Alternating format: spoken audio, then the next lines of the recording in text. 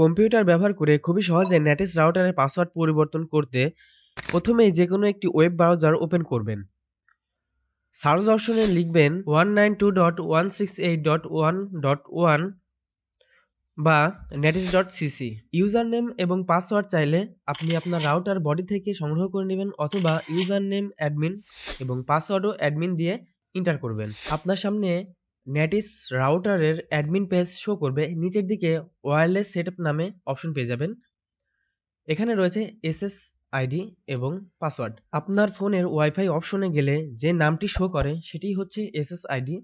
নিচের দিকে যে পাসওয়ার্ডটি রয়েছে সেটি হচ্ছে আপনার ওয়াইফাই পাসওয়ার্ড। সো এখান থেকে আমাদের ওয়াইফাই পাসওয়ার্ডটি চেঞ্জ করে নিতে হবে। আমার যে পাসওয়ার্ডটি ছিল সেই পাসওয়ার্ডটি আমি পরিবর্তন করলাম এবং সেভে ক্লিক করলাম।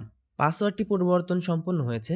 এখন আমাকে নতুন পাসওয়ার্ড দিয়ে আমার ফোনে বা কম্পিউটারে লগ ইন করে নিতে হবে।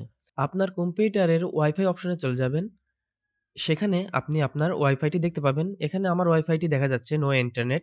সো আমি আমার যে নো ইন্টারনেট ওয়াইফাইটি রয়েছে এটি আমি কানেক্ট করে নিব।